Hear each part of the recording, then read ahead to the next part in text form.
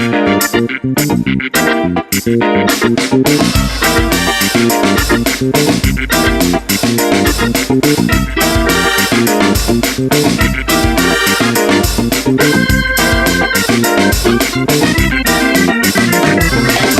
bulan Mei 2025, Kanwil Bea Cukai wilayah Jawa Tengah DIY berhasil mengamankan lebih dari 61 juta batang rokok. Operasi gurita kian digencarkan dan hari ini di CFD Kota Bahari kita akan membahas sesuatu sampai ke duri-duri, tentunya masih di podcast Orasi.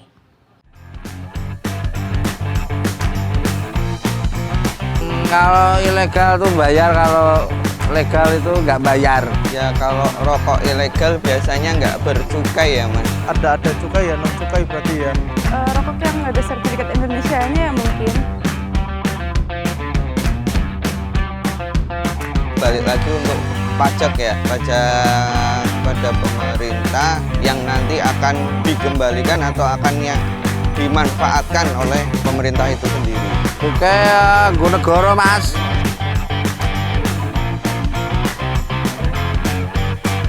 Negara butuh cukai. Sangat. Cukai untuk kota Bahari ini kan. Ya, semoga untuk rokok-rokok ilegal akan tidak beredar dengan mudah dan semoga untuk pengedar rokok ilegal tersebut diberikan hukuman yang setimpal. Peredaran rokok ilegal harus dimusnahkan sih.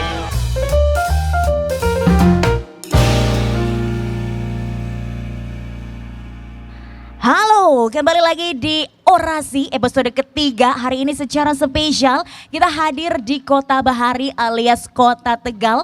Tentunya hari ini masih dengan sesuatu yang sangat hangat dibahas di tengah masyarakat, yang pastinya juga ini berhubungan langsung dengan pendapatan negara. Apalagi kalau bukan Operasi Gurita 2025, tentunya pengawasan dan penindakan rokok ilegal di Jawa Tengah. Memang belakangan ini dan hangat-hangat ini untuk isu rokok ilegal sedang sangat sering kita dengar.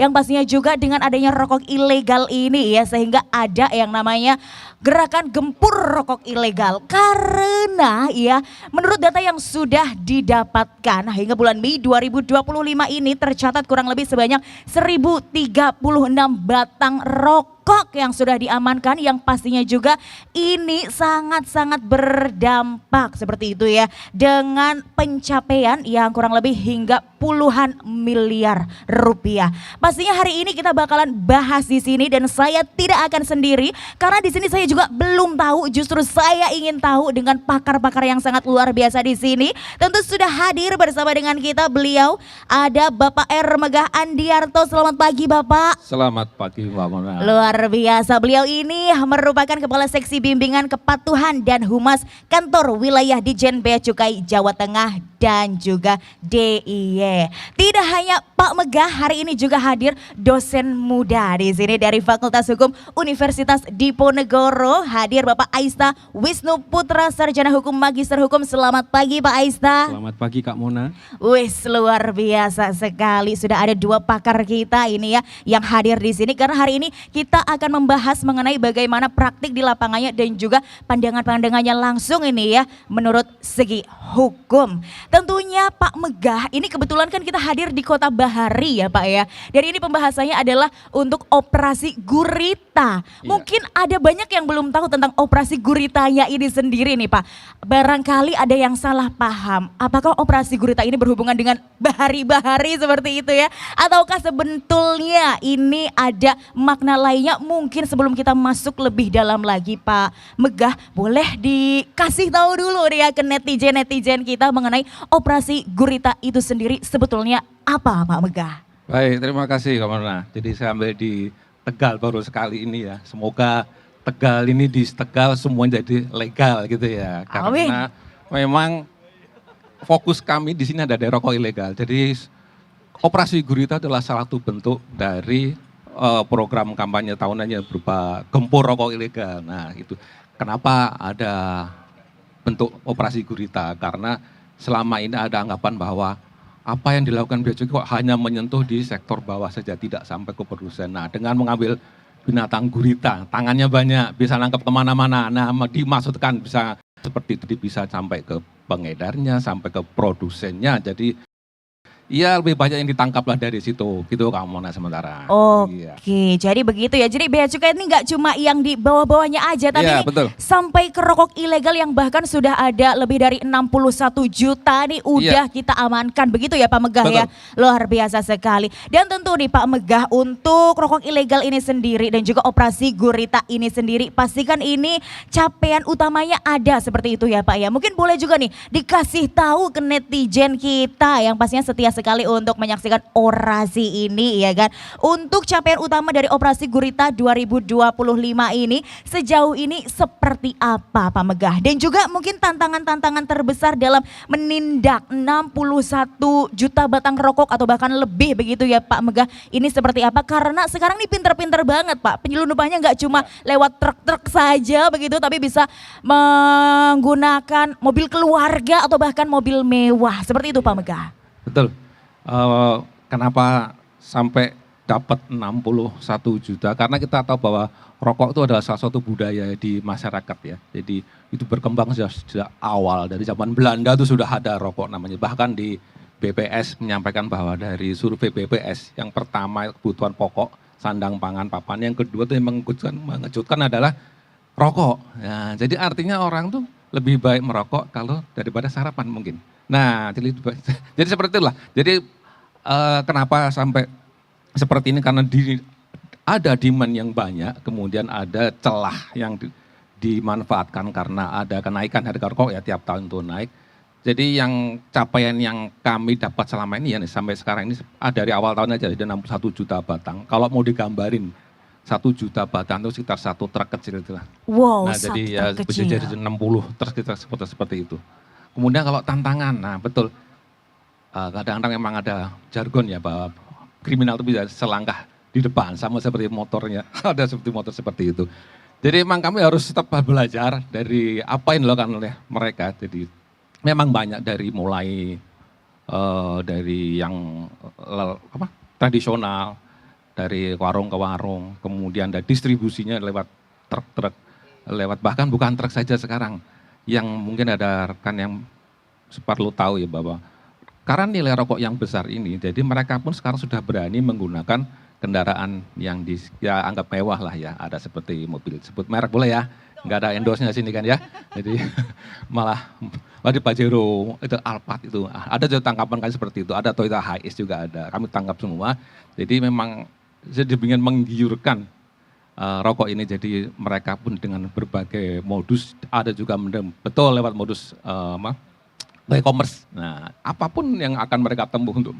Jadi kami harus belajar seperti itu terus-terusan seperti. Di samping karena kami juga SDM terbatas. Jadi ya mau nggak mau harus tetap belajar terus Mawona. Oke.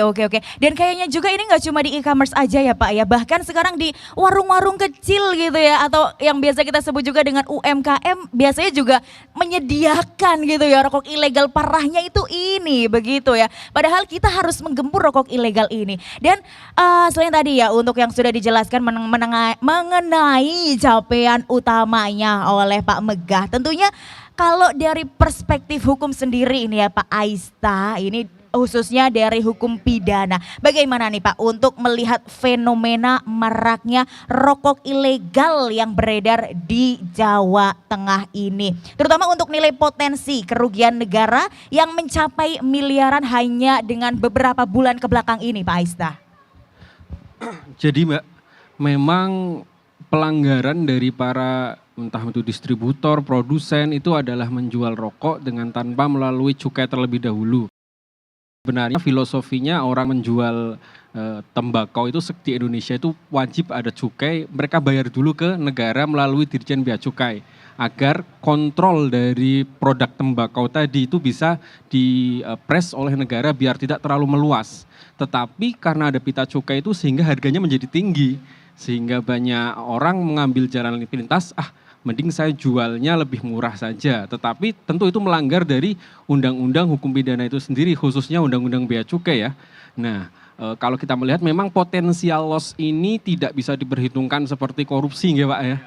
ini adalah pelanggaran administrasi, tetapi kerugian negara yang harusnya negara dapat pemasukan dari cukai, pita cukai, tetapi sehingga tidak bisa diperoleh oleh negara, harusnya perlu ada sanksi bagi pelaku, khususnya pelaku-pelaku yang bahasanya kelas kakap, mereka produsen. Kalau UMKM ini kita perlu ada pendekatan khusus di dalam hukum pidana, Mbak. Nggak perlu kita sanksinya apa, tetapi kita nanti akan dapat pendekatan khusus seperti itu. Oh, jadi ada pendekatan khususnya ini untuk yang UMKM dan lain-lain gitu ya. Tapi ya jangan menyepelekan juga gitu ya Pak ya. Betul, Karena kan betul. yang besar juga dimulai dari yang kecil gitu Betul, ya. Ya, betul, tadi, betul. Betul. Oke, dan tentu nih Pak Megah, kita melihat di Ditjen Bea Cukai ini sendiri kan sekarang nggak cuma menindak tegas, tapi juga ini menerapkan sebuah prinsip yang mungkin juga ini masih agak awam nih ya di telinga kita semua, yakni ada prinsip ultimum remedium yang mana dalam beberapa kasus ini. Nah, bagaimana nih Pak untuk penerapan prinsip tersebut di Bea Cukai ini sendiri? Terima kasih Mbak Mona. Sudah paham juga Mbak Mona apa itu? Nah, saya di sini pengen paham nih. belum ya? Belum paham. Iya, jadi sebetulnya ultimum remedium itu juga satu bentuk untuk penindakan syarat saya Pak Aisyah ya, sama-sama bentuk penindakan, hanya mungkin ya dilihat dari inilah dari proporsi dari pelanggarannya juga. Jadi ultimum remedium dasar dulu boleh saya Boleh, Pak. sampaikan dulu ya. Itu dari Undang-Undang Nomor Pasal 64 dan cukai itu terkait dengan Undang-Undang harmonisasi perpajakan. Jadi Menteri Keuangan itu atas permintaan Menteri Keuangan, Jaksa Agung itu bisa menghentikan penyidikan tindak pidana di bidang cukai ya. Jadi untuk kepentingan negara, menerima negara, karena harus dipahami juga bahwa bea cukai itu adalah bagian dari Kementerian Keuangan. Artinya kami ini sebagai aparat fiskal, bukan semata-mata aparat penegak hukum full seperti polisi atau tentara seperti itu. Nah jadi dengan pemakaian fungsi kami seperti itu, jadi ada beberapa pelanggaran tertentu ya seperti yang disampaikan tadi Mbak Mona di UMKM kecil itu. Memang kita bisa melihat, kok bisa membedakan mana yang kecil, mana yang besar. Ini nanti kan pasti ada proses ini BAW dulu ya, yang semua tangkap. Yang kecil nanti jangan kalau di semua dianggap seperti ini, nanti akan ada orang yang saya jadi UMKM aja. Supaya jadi kecil nanti dapat dapat denda aja paling seperti itu. Jadi bentuknya ultimum remedium adalah itu bentuk terakhir dari penindakan adalah pemidanaan. Jadi ini bentuk lain dari pemidaan dengan memberikan menekan pada fungsi tanggung jawab dan pengembalian kerugian negara dari sisi keuangan. Seperti itu Mbak Mona.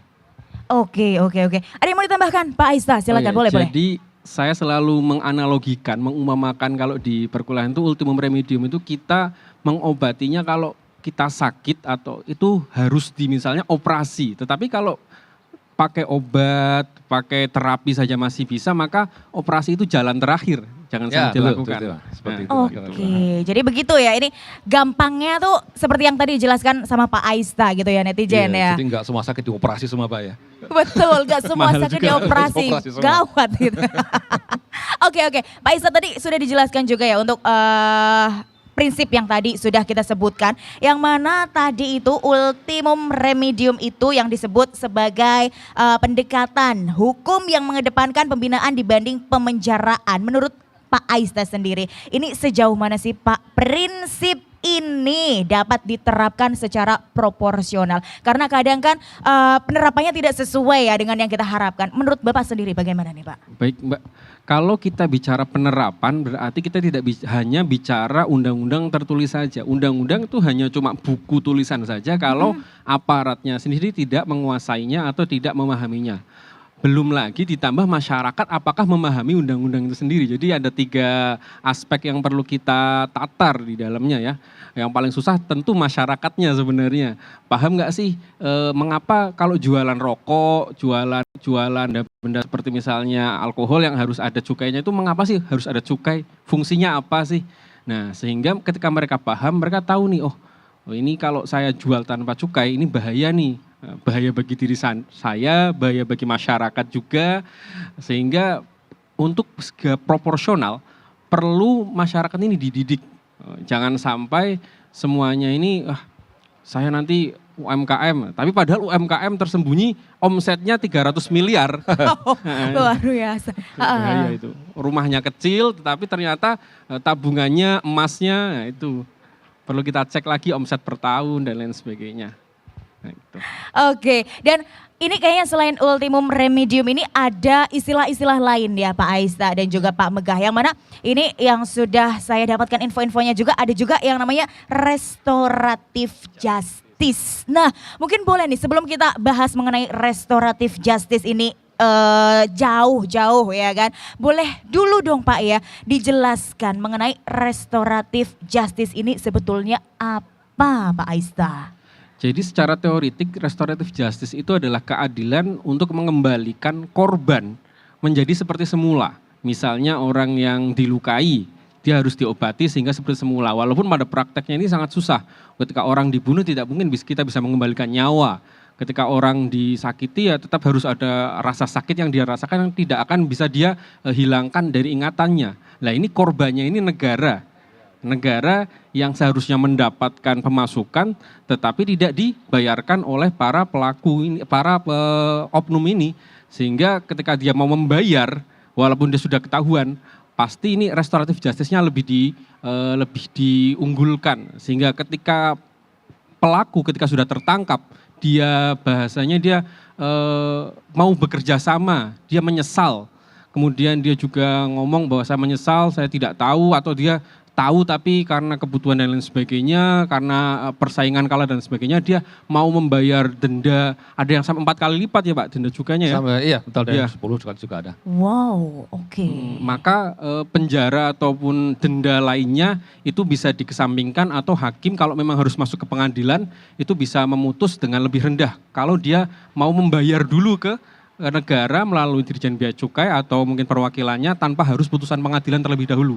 Misalnya orang mencuri, ini dia, wes saya nggak usah menunggu pengadilan saya bersalah, saya kembalikan dulu uangnya, maka hakim, oh ini orang sudah bersalah, maka hukumannya bisa lebih rendah. Atau mungkin bahkan bisa tidak dihukum sama sekali, tapi harus izin Kementerian Keuangan dan lain sebagainya, itu Kementerian Keuangan mengajukan ke Jaksa Agung. Saya kira itu cukup memang ya berjenjang dan sangat administratif, sehingga mungkin Pak ya, kalau di tingkatnya kepolisian itu mereka bisa diselesaikan di tingkat para penyidik saja. Tetapi tentu tidak semua tindak pidana. Yang tindak pidana yang skalanya kecil. Kalau dia ngirimnya pakai Pajero ya. Ya mohon maaf ya. Itu mah udah beda lagi ya Pak Aista ya. Oke. Nah tadi udah dijelasin mengenai restoratif justice. Nah dari Pak Megah sendiri nih Pak, untuk restoratif justice ini sendiri ya yang bisa menjadi pendekatan alternatif ini tadi katanya ya kan, dalam menangani pelanggaran rokok ilegal. Ini sejauh mana sih Pak restoratif justice ini bisa menjadi alternatif dalam penanganan rokok ilegal ini sendiri Pak Megah? Baik, seperti yang disampaikan Pak Aisyah tadi, memang betul tidak semua pelanggaran harus diselesaikan dengan pidana. Karena mungkin kadang-kadang dihitung dengan kerugian dan proses untuk menyelesaikan pidana itu jadi lama, kadang kasihan tersangka. Dan juga betul disampaikan tadi, yang melakukan kadang-kadang orang yang tidak tahu, kadang tidak ngerti, kadang sedang literasi. Jadi memang apa yang kami lakukan pun sudah sejalan dengan apa yang disampaikan oleh beliau ini, bahwa di Bea Cukai pun sudah dilakukan seperti itu juga sebagai bentuk penanggulangan. Kadang nggak ini saja, nggak sekedar jatuhan. Sebelum sampai ke sana kan kita masih ngobrol dulu, kasih nasihat, kasih arahan. Seperti yang kami lakukan itu salah. Jadi dan kamu harus dikasih kesempatan untuk tidak dia disampaikan ke pidana, tapi harus membayar denda, tetap harus ada kewajibannya. Jangan terus iya Pak saya sudah selesai, enggak juga seperti itu, nanti tidak ada efek jerahnya. Jadi tetap efek jerah sudah ada, dan itu sudah dilakukan di beberapa kantor, di kami juga sudah ada, di kantor Solo, di Bea Cukai di Semarang pun juga sudah dilakukan. Dan yang terkumpul sampai sekarang mungkin sekitar 2 miliar sekian lah, 22 miliar dari restoratif justice yang bentuknya UR dari ultimum remedium seperti itu Mbak. Oke, untuk mekanismenya sendiri ini bagaimana Pak untuk penerapannya tersebut? Karena tadi contohnya mungkin yang tadi di Solo Ya. dan juga yang lainnya ya Pak ya. Kalau mekanisme, saya rasa saya bukan penyidik ya, tapi memang karena latar belakang saya dari ekonomi, saya lebih suka ke hitung-hitungan uangnya aja sebetulnya. Tapi karena memang prosesnya saya lihat di rekan-rekan penyidikan itu memang pasti akan ada di BAP dulu, kemudian di wawancara, dicek juga profil ini, orang ini seperti apa, dicek di lingkungannya, dicek sekitarnya. Nanti kalau memang berdasarkan pertimbangan penyidik ini pantas untuk dilakukan restoratif justice atau UR medium, nanti akan dilakukan seperti itu, dan mereka akan dikasih kesempatan untuk membayar baik di kantor bea cukai atau sebelum diajukan ke pengadilan seperti itu, Mbak Ona. Oke. Sudah nih tadi dijelaskan sama Pak Megah yang mana juga sudah diterapkan juga ternyata di Solo dan juga sekitarnya. Nah untuk Pak Aista sendiri nih Pak, untuk restoratif justice ini sendiri ya kan, ini memiliki ruang untuk diterapkan dalam kasus ya, dalam kasus pelanggaran di bidang cukai seperti rokok ilegal. Apakah memang betul si restoratif justice ini memiliki ruang sendiri dalam penerapan rokok ilegal ini Pak? Ya, tentu secara aturan memang dimungkinkan. Nah, tinggal nanti penyidiknya, kemudian masyarakatnya pantas atau tidak diberikan restoratif justice. Kalau dia memang pelaku, misalnya dia bukan pertama kali tertangkap nih. Nah, itu dia pengulangan. Maka restoratif justice kami kira tidak pantas. Kemudian bagaimana kalau di dalam saya konotasikan misalnya seperti peraturan Polri, itu ada syarat-syarat materialnya, misalnya tidak menimbulkan perpecahan di masyarakat. Misalnya yang di restoratif justice ini memang benar-benar orang yang UMKM, dia memang atau kelompok ya pengusaha kecil yang bergabung, yang memang dia tidak tahu atau memang dari lingkungannya itu tidak paham, sehingga kebutuhan dan lain sebagainya itu sangat pantas. Tapi kalau ini pengusaha gede atau pengusaha gede yang membacking UMKM kecil di belakangnya, itu perlu dipertanyakan lagi restoratif justice-nya di mana. Masyarakat apalagi, kemudian media, faktor-faktor memang bahasanya subjektivitas nanti penyidik, kemudian faktor-faktor yang memang di undang-undang atau di peraturan-peraturan teknis itu memberikan pedoman saja. Anda akan melihat, tetapi kalau yang paling kita lihat itu adalah itu bukan pengulangan. Kalau dia sudah pernah restoratif justice, ketangkap lagi, ya ini perlu kita tanyakan, ini bukan restoratif justice, ini doyan ini berarti ini. Demi Kayaknya enak Pak ya, diulang lagi. Diulang lagi, nggak usah kasih restoratif justice lagi begitu ya. Dan ini untuk hal tersebut ya Pak Aista sendiri, ini bagaimana sih bentuk konkret penerapannya ya yang dapat diterima secara hukum etis Pak Aista? Secara etis tentu kita bisa lihat, satu, dia standarnya bukan pengulangan tindak pidana, kedua dia memang pelaku usaha UMKM ya, kecil ya. Tapi standarnya perlu mungkin kalau kita mau distandarkan satu Indonesia, maka omsetnya berapa, kemudian perlu distandarkan, kemudian secara etis apakah dia terafiliasi dengan perusahaan-perusahaan dalam arti perusahaan gede, company gede. Kemudian yang ketiga selanjutnya adalah jangan sampai penerapan restoratif justice ini malah dijadikan, mohon maaf, semoga tidak terjadi Pak ya.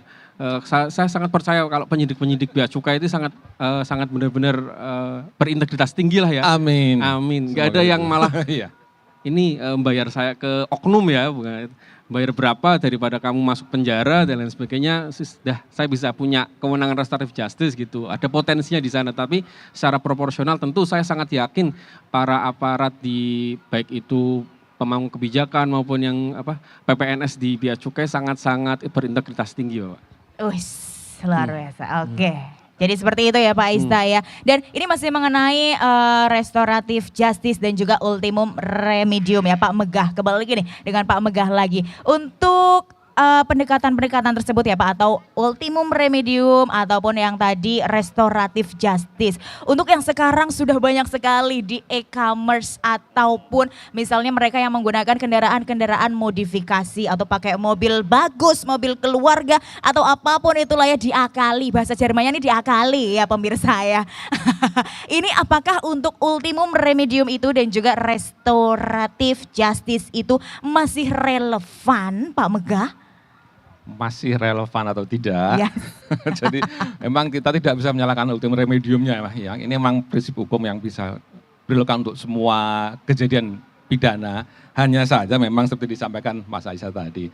Kalau memang sudah pakai mobil kan niat banget ya, meskipun mungkin mobil rental juga bisa. Kadang kasihan yang rentalnya ini kadang-kadang sudah ditangkap, mobil disita, nanti selesai dikembalikan nanti belakangan. Nah saya rasa ini juga menjadi pelajaran bahwa di kami pun itu hal-hal seperti itu akan benarkan dia dulu track record ini berapa kali orang ini, kemudian lingkungan keluarganya seperti apa, pekerjaan dia itu apa sebelumnya. Nah jadi akan lihat dari situ, kemudian mobil siapa, terus sewanya kemana, mau dibawa kemana, rokoknya jumlahnya berapa. Banyak sih pertimbangan dari penyidik untuk tetap melakukan UR. Tapi sebetulnya itu tetap untuk UR dan restorasi justice tetap masih bisa dilakukan tergantung pertimbangan dari penyidik dan kadar kerugian negaranya, jadi seperti itu. Oke, jadi Iya. tergantung begitu ya Tetap Pak tergantung. Megah ya. Kita lihat dulu. Jadi hati-hati juga nih buat yang rentalin ya, harus ditanyain juga. Siapa tahu nanti ini buat bawa rokok ilegal bahaya Betul, ya. iya. Anda juga kena ini. Iya, karena memang keuntungannya lebih besar daripada mobil rental Bener. nilainya. Oke, masih tentang e-commerce ini ya. Kalau tadi sudah dari Pak Megah, mungkin dari sudut hukumnya lagi nih kita lihat. Apakah untuk sekarang ya Pak yang banyak sekali seperti yang seperti kita bahas ini ya, untuk rokok ilegal sendiri yang sudah dijual banyak di e-commerce. Apakah untuk regulasi saat ini ya Pak Aista ya, regulasi saat ini yang ada di negara kita ini, apakah ini sudah sangat-sangat baik gitu regulasinya untuk mengatur penjualan di e-commerce ini atau bagaimana nih Pak Aista? Baik, kalau kita lihat aturan yang mengatur tentang penjualan rokok di e-commerce itu ada di peraturan pemerintah tentang kesehatan, itu bahwa kalau kita menjual produk tembakau melalui e-commerce itu boleh asal itu legal, punya cukai dan mereka punya verifikasi umur. Jadi ketika akunnya ini verifikasi umur minimal 21 tahun.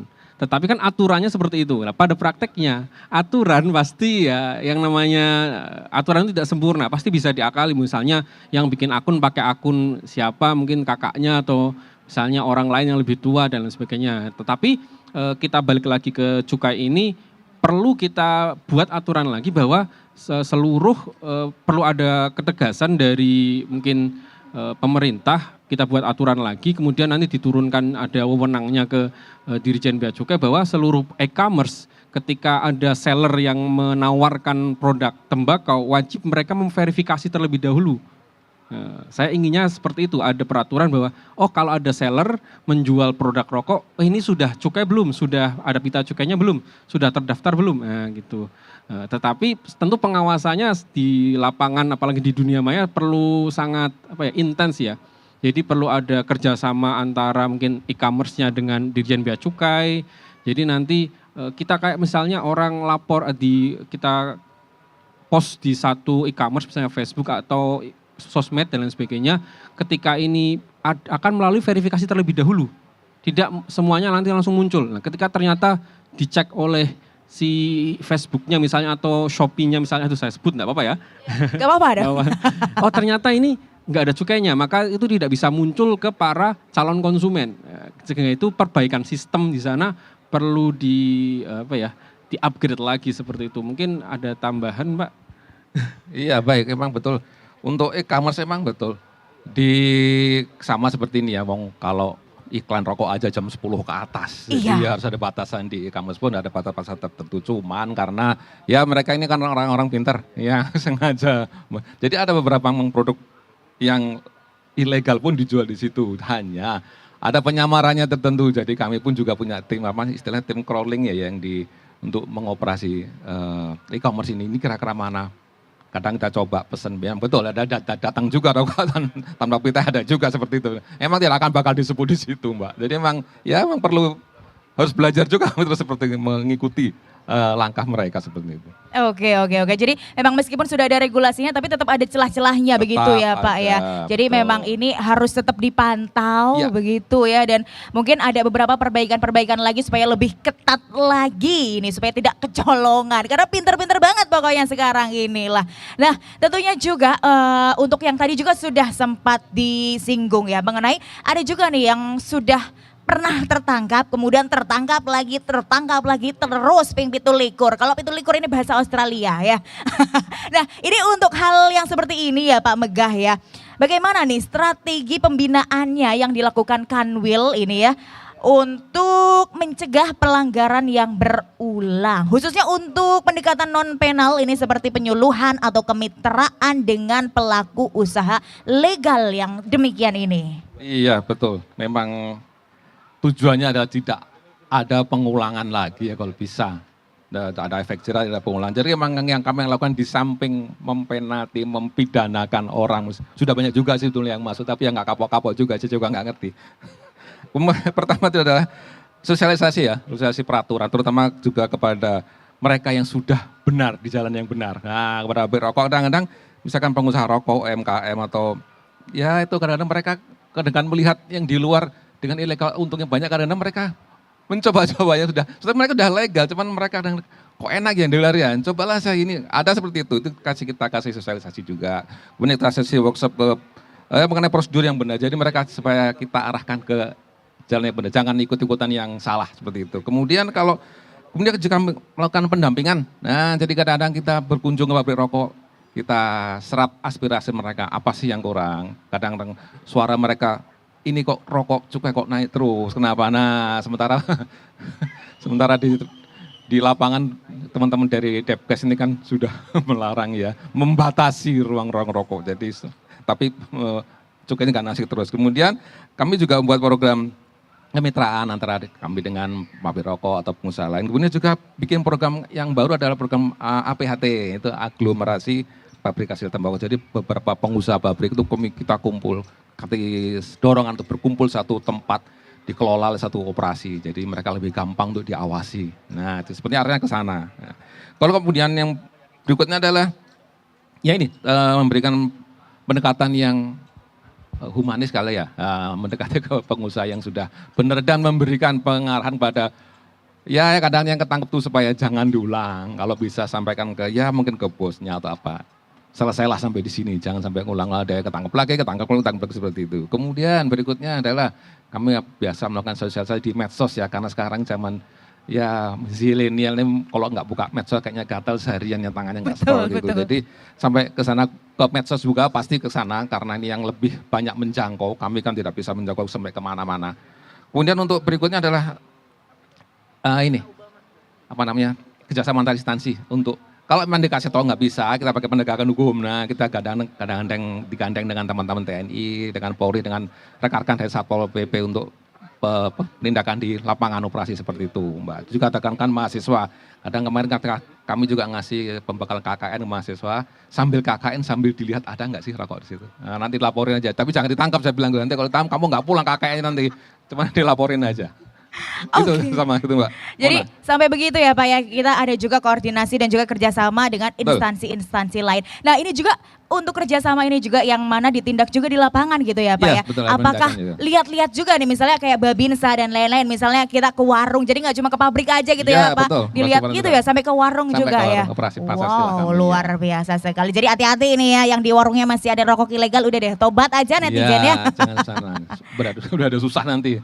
Daripada susah dan repot nanti ya. Oke, dari Pak Aista juga nih untuk secara akademisi sendiri ini, untuk rekomendasi Bapak begitu untuk bisa mendorong sinergi antara pendekatan represif dan juga preventif agar kebijakan penindakan tidak hanya menimbulkan efek jera tapi juga mendorong kepatuhan hukum jangka panjang ini, seperti apa sih Pak Aista? Iya, untuk mensinkronkan ya antara mencegah dan mengobati itu ada 3 cara. Satu pendidikan, yang kedua perbaikan sistem, yang ketiga sanksi yang berkeadilan. Nah, sosialisasi itu seperti apa? Ya, tadi sudah banyak dijelaskan oleh Pak Mega, mulai dari sosmed, kemudian di masyarakat. Kemudian kita perlu sosialisasi yang perlu, mungkin saya rasa masih kurang adalah ke masyarakat umum, khususnya para konsumen ini. Nah, jangan sampai kalau ada konsumen ini, wah kalau kita umpamakan saja orang rokok tanpa pakai pita cukai itu kayak pakai barang KW nih, barang fake, nggak keren lu.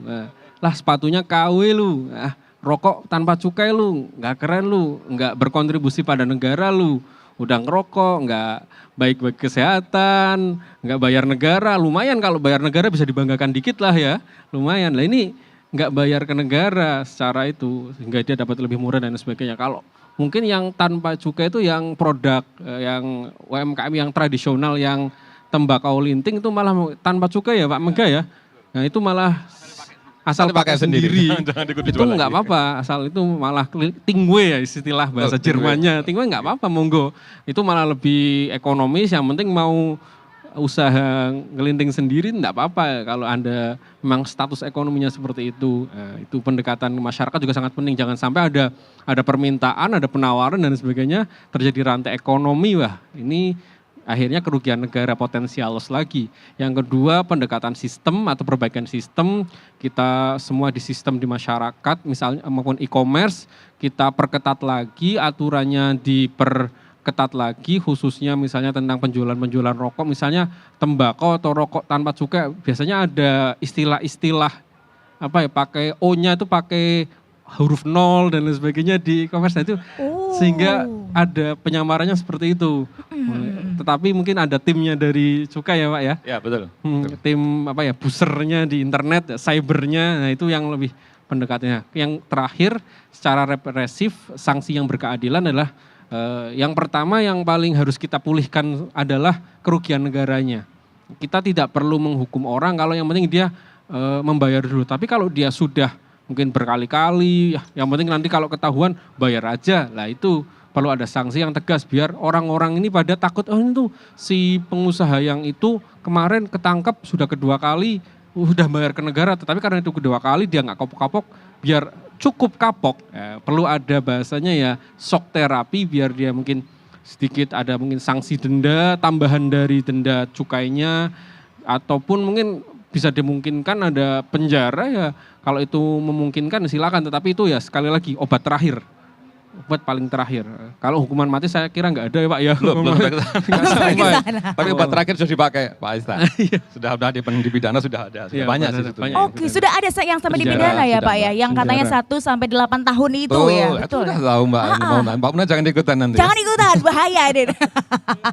Oke. Jadi sudah ada ya untuk yang Sudah. sampai di penjara 1 sampai 8 tahun bahkan ini Ya, ya. sudah. Jadi jangan menyepelekan, jangan mentang-mentang ada restoratif justice dan juga lain sebagainya begitu ya, sehingga Anda udah paling bayar aja, bayar lagi dan bayar lagi, enggak. Karena kita juga tetap ada ya untuk penindakan yang tadi kata Pak Isa ini ada sedikit shock terapinya ya, bahwa ini bisa juga untuk dibui 1 sampai 8 tahun penjara. Hati-hati ini ya. Nah, kalau dari Pak Megah sendiri mungkin ada lagi yang pengen dititipkan pesan untuk netizen kita mengenai rokok ilegal ini yang harus kita gempur. Iya. Baik, kalau mau ditip, saya mau nitip sini aja.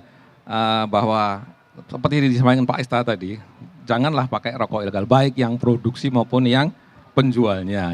Karena itu benar-benar merugikan negara dan merugikan banyak orang. Dari sisi penerimaan pasti nggak bayar cukai. Kalau dari sisi kesehatan sebetulnya banyak juga. Satu, kita tidak tahu kalau rokok ilegal itu nggak tahu ada kadar tarnya berapa, nikotinnya berapa. Kemudian di packing itu tidak ada alamat rokok. Jadi kalau misalnya ada apa habis rokok terus batuk meninggal, kita mau protes ke siapa nggak ngerti. Kemudian standar dari rasanya itu juga nggak ada. Nah, jadi misalkan 1 pak rokok ilegal itu 3 batang beda-beda rasanya katanya Mbak. Karena itulah, karena dia hanya mengejar harga yang murah, keuntungan sesaat saja seperti itu. Kemudian ya ini mungkin yang terakhir atau apa? Terakhir boleh? Iya, Ya, boleh terakhir, ya, sekali Pak. Jadi gini, supaya dengan podcast ini supaya masyarakat sadar apa itu UR, penerapannya juga bagaimana penyelesaian untuk rokok ilegal di ranah pidana dengan bayaran denda. Tetapi yang perlu diingat adalah UR ini bukan alat negosiasi. Ya, jadi jangan mentang-mentang ada UR, nanti bisa dinego di dalam aja lah. Pelanggar dulu, tangkap nanti nego, selesai. Dan juga satu lagi yang kadang masih beredar di masyarakat, kami kadang sering juga menyampaikan di medsos bahwa UR ini dianggap sebagai, ini uang tebusan. Nah, memang betul di UR kita membayar uang tebusan, tapi narasi jangan dibalik ini adalah uang tebusan untuk menyelesaikan, tapi bukan seperti itu. Ya, jangan dibalik seperti itu. Jadi harus sadarkan bahwa ini adalah pidana, tetap pidana ya, seperti itu. Boleh saya tutup? Boleh Tutup, sekali saya Pak tutup Megah. pantun boleh ya kali ya sedikit Boleh, ya. biar cakep Pak Ya, Megah. boleh. Pergi ke Tegal lewat Pantura. Cakep. Beli sawi ke pasar saja. Cakep. Rokok ilegal tak merugikan kita, bantu kami untuk memberantasnya. Nah, luar biasa Pak Megah. Jadi netizen, teman-teman semuanya, hati-hati ya, apalagi ini untuk yang UMKM bawah. Kalau Anda belum tahu itu rokok ilegal, jangan sembarangan terima-terima aja, iya aja, oke aja. Karena ini semuanya ya bisa dipidanakan ya, baik itu tadi yang paling rendah atau yang paling ringan sampai yang paling berat. Nah juga ini untuk warga masyarakat Kota Tegal sekitarnya, Jawa Tengah khususnya ini ya juga, ayo sama-sama berantas rokok ilegal karena ini merugikan negara begitu ya. Gak baik juga untuk kesehatan kita, rasanya juga gak jelas gitu deh ya pokoknya ya. Jadi udah yang pasti-pasti aja. Nah begitulah tadi untuk orasi obrolan Rabu siang meskipun ini hari Minggu ya. Tentunya spesial untuk di Kota Bahari. Kira-kira selanjutnya di mana lagi? Tonton terus kita karena pastinya masih banyak banget podcast spesial di Orasi. Sampai ketemu lagi di podcast episode selanjutnya. Bye.